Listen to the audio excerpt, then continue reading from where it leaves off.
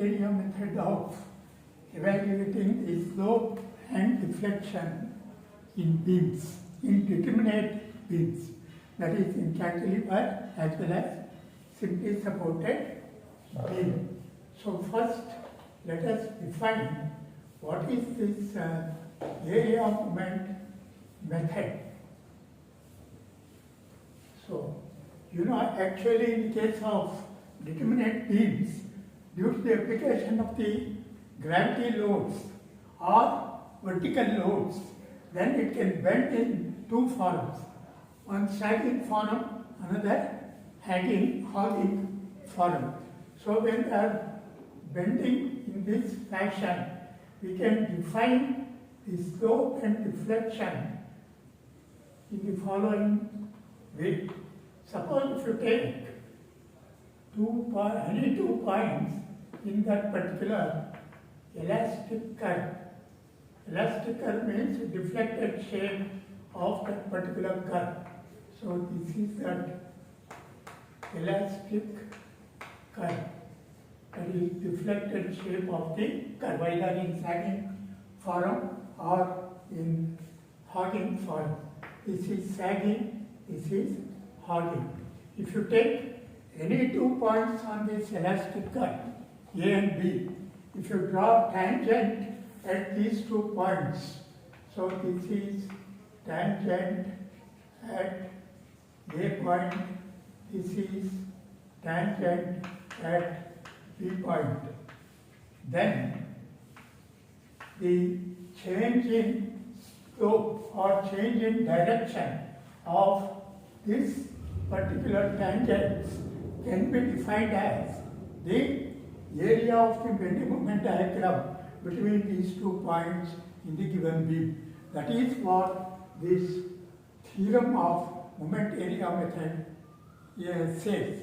So that's the first theorem. Actually, we have 2 theorems. One theorem for finding the slope, another theorem for finding the deflection. The definition of slope, that is change in the direction between any 2 points in the elastic curve. Any 2 points in the elastic curve is given by the change in the direction of the tangents at those 2 points, and that is given by the area of the bending moment diagram between these 2 points. That is as simple as that. So the slope is defined as the area of the bending moment diagram between these 2 points. Similarly, in this, if you take any 2 points A and B, then if you draw tangent at A and tangent at B, then the change in the direction between the tangent at A and tangent at B is called the slope or change in the direction. Here it is anti-clockwise, here clockwise, that you are observing. In the case, this particular change in the angle we define as the change in the angle at the tangent B with respect to tangent at A.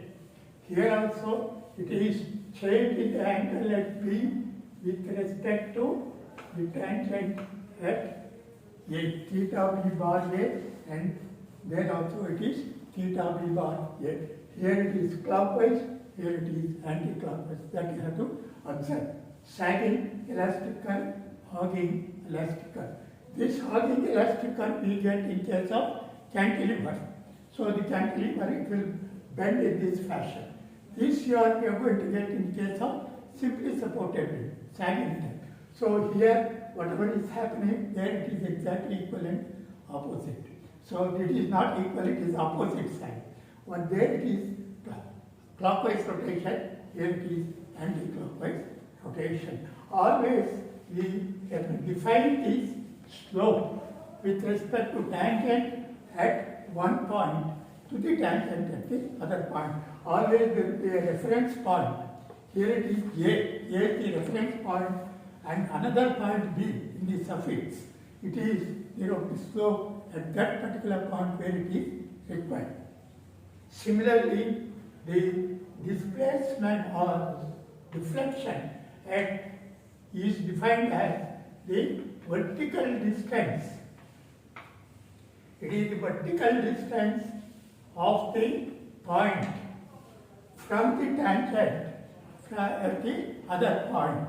So this is defined as the deflection at B with respect to the tangent at A. That is the vertical distance of the point where the tangent, second tangent is drawn with respect to the first tangent is defined as the deflection at that particular point. So deflection at B with respect to A, tangent at A is this vertical distance. It may be either upwards or downwards. Here it is downwards because this is the tangent at A, this is the vertical distance. Vertical distance is always normal to the original horizontal direction. So this vertical distance, which is perpendicular to original horizontal direction, is defined as the deflection by B bar A, by B bar A. So this you have to remember, that's the definition. So you can say by the slope and deflection, the slope and deflection in determinate beams,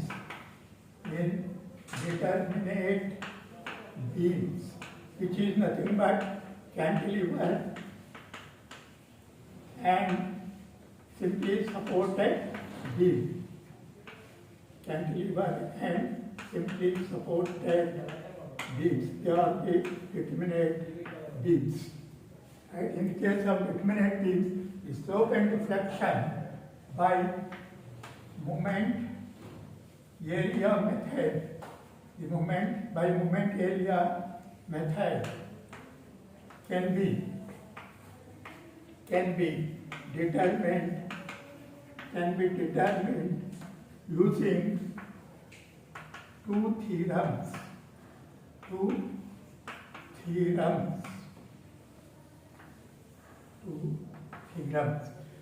The two theorems are the first theorem, theorem 1.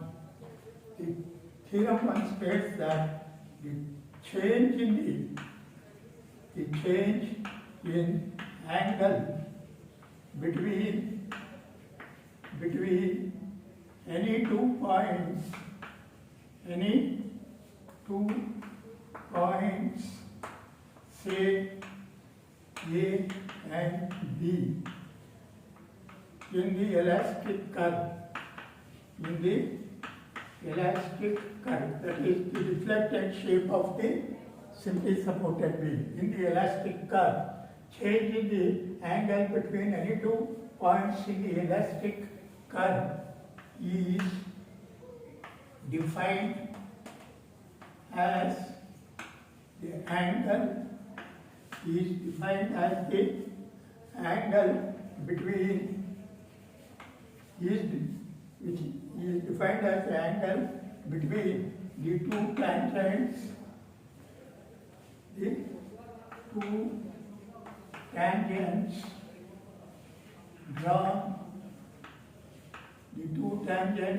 drawn at the 2 points, that is these angles drawn at these 2 points, and it is given by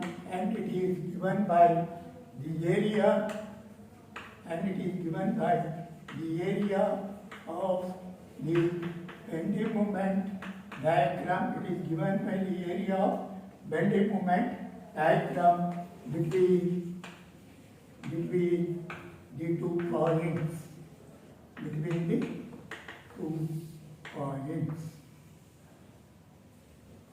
Right? As in figure.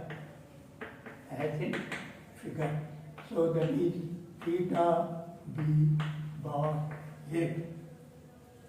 that is change in the angle, right, is defined as the change in the angle between the two tangents at that point, and it is given by the area of the bending moment diagram between those 2 points. And similarly, theorem 2,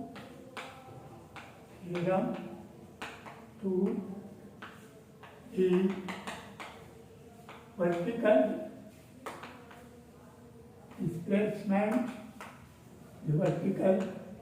displacement, of the point P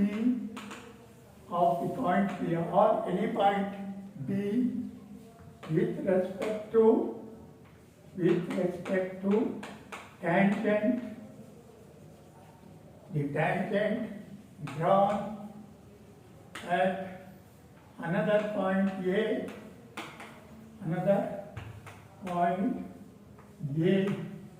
is, that is this vertical distance of any point B with respect to the tangent drawn at the other point. That's called the reference point. That is, A is the reference point. Drawn at another point A is given by the moment of the area of bending moment diagram, the moment of the area of the bending moment diagram between the 2 points. That is your theorem 2. Theorem 2 gives the vertical deflection with reference to the tangent. It is not our usual deflection required for the beam. It is true in the case of hogging moment, but in the case of stacking elastic curve, so it is not deflection. Whatever is required is not same as that one. Right? That I will show you with reference to a sketch. So first we have to remember what is this moment area theorem. That the 2 theorems we have to remember. So that is slope between the between tangents drawn at 2 points in the elastic curve is given by the area of the bending moment diagram between those 2 points, and the vertical deflection of one of the point with respect to the tangent at the other point, vertical distance, that is normal to the original horizontal direction, that is given by the moment of the area of the bending moment diagram between the 2 points. So these 2 theorems you have to remember. Suppose you consider, I will say here, consider a cantilever. Consider a cantilever beam like this, subjected to some kind of loading. Right? So this is going to reflect in this particular fashion. That is obvious. It has to move in the direction of the load. Then the maximum slope and deflection we are interested. Already you know, in the case of cantilevers, always maximum slope and deflection occurs at the free end. That's obvious. So at that free end, you draw a tangent like this. This is A, B, and this is that point B. And A point is fixed in the case of cantilever. That we treat it as the reference point. Always tangent at A will always be original direction of the beam. As per our definition of this theorem 2, the vertical distance of that particular point from the original tangent direction or horizontal direction is defined as the deflection y at B with reference to tangent at A. Tangent at A is always horizontal. This YBA is nothing but our y of point B. That's how we define. Deflection of the point B is directly it is YB bar A. So which you can obtain by the taking the moment of the bending moment diagram you take, suppose if this is the bending moment diagram, right, you take that moment of that bending moment diagram area about the point B, you will get that YB bar A or directly YB at any point, like at any point if you take, and slope of course it is this. This is your theta B bar A, or that itself is your theta B. Theta B we define as this. You draw the vertical direction B, the tangent at that point we define theta B. Theta B is nothing but theta B bar A, because this angle is nothing but this angle. This angle you can determine by applying theorem 1. So deflection you can determine by applying theorem 2. Straight away, in the case of cantilevers, at any point you can find slope and deflection by applying the two theorems straight away without any modification. Right? That theta B bar A, that is the slope at any point B with respect to point A. The slope at any point B, that is the tangent at B, is with reference to tangent at another point. That angle is theta B bar A. That itself is the slope. That's the angle at the tangent B with horizontal. Straight away we will get that. Right? Whereas if you take a simply supported beam, if you take, then subjected to some kind of loading like that, then it will deflect in this fashion, obviously. At these two end points, because of the support, there won't be any displacement. At all other points, there will be a displacement in the vertical direction like that. That is this sagging. There it is hogging type. Right? Here, always the maximum slope will be at the end points. That also I have already defined. So the maximum slope will be at the end points like this.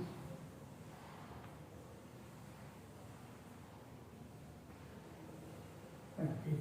So here the maximum slope theta A with respect to, and this is theta A, this is theta B as per our definition, whereas this is, as per this area moment theorem, this is theta B bar A, this is theta A bar B, correct? As per the definition.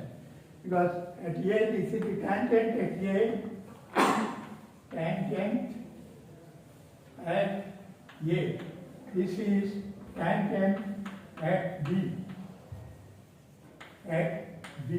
So if you draw a tangent at A, tangent at B, change in the direction of the two tangents is theta B bar A. This is the change in the angle of B, that is tangent B with respect to tangent A.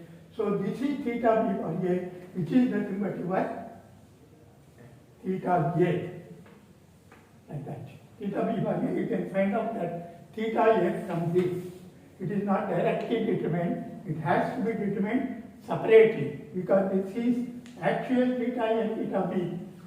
Here they are equal, here it is not equal. This angle is not equal to this, because this angle is with respect to horizontal. The usual slope is with respect to horizontal.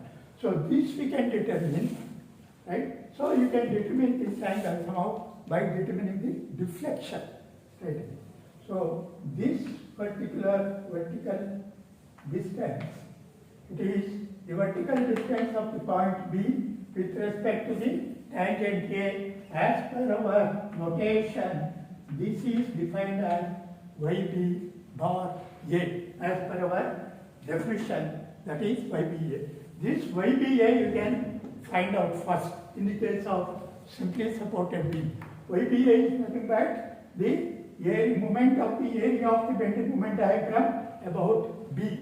Suppose if this is the bending moment diagram, then you find the moment of the area of the bending moment diagram above B, you will get YB bar A. When YB bar A is known, then from this particular triangle, you can find out tan theta A, which is YB bar A divided by L. So this angle you can find out. So you cannot determine directly the slope of simply supported beam, maximum slope at the ends, directly as we have done in case of cantilever. So in case of simply supported beam, you have to find the deflection first by applying that theorem to, then you can find the slope. Similarly, this is nothing but Y A bar B, which is nothing but moment of this area of the diagram about the point A. This you can find out. Then from this particular triangle, you can find out tan theta B, which is nothing but theta B, because these are all small quantities. So you can tan theta, you can take it as theta itself. Therefore, theta B will be YA bar B divided by L. YA bar B divided by L. When once you know the maximum deflection, then you can find out this. Suppose any point, if you want to determine this is any point C, YC deflection, this is the actual deflection, you have to find out. So this you can find out. This is nothing but YC bar A. Because this is the tangent at A, this is the point C on the elastic curve, this is YC, vertical distance of the point C from the tangent at A, which we define as per our notation YC bar A. This YC bar A you can find out by finding the area of the bending diagram between C and A about C. This you can find out, and this distance we call it as delta, which you can find out from this particular triangle. Because theta A is known, so this delta divided by this length. This length is known on the beam. So you can find out this delta. So delta minus YC bar A will give you this actual deflection. So in case of simply supported beams, the slope and deflection by area moment method, you are not determining directly. Only in the case of cantilever, you are going to get this YB theta B directly, whereas in simply supported beam, that slope and deflection at any point, you cannot determine directly. You have to first find the maximum slope and maximum deflection at the end points. From this, by applying area moment theorem as well as by applying that triangle property, then at any point, again you have to apply area moment method and arrive at the deflection. So this is the procedure we follow, or indirectly apply these two theorems for finding slope and deflection.